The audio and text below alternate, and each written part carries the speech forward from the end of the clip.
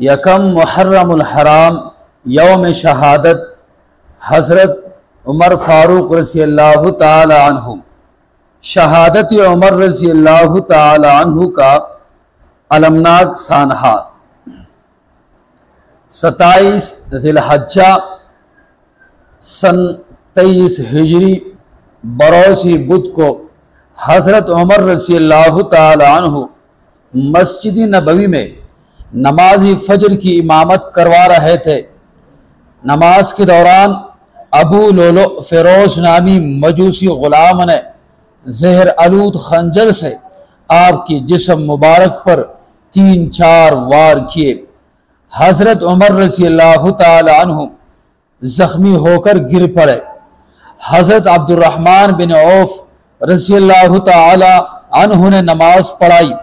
بدبخت قاتل نے مسجد سے بھاگتے ہوئے تقریباً 13 مسلمانوں پر وار کیا، جن میں سے 7 مسلمان شہید ہو گئے۔ آپ رضی اللہ تعالی عنہ کو بے ہوشی کی حالت میں گھر لایا گیا۔ ہوش آنے پر جب آپ کو بتایا گیا کہ حملہ آور مجوسی تھا تو آپ نے اس بات پر اللہ کا شکر ادا کیا کہ حملہ آور مسلمان نہ تھا۔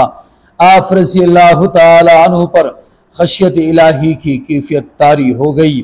آپ نے اپنے بیٹے عبداللہ کو حکم دیا کہ میرا سر اپنے گود سے ہٹا کر زمین پر رکھ دو تاکہ اللہ تعالی مجھ سے رحم و کرم والا معاملہ فرمائے۔ 3 دن کرب میں گزارنے کے بعد آپ رضی اللہ تعالی عنہ زخموں کی تاب نہ لاتے ہوئے یکم محرم الحرام سن 24 ہجری کو جام شہادت نوش فرما گئے۔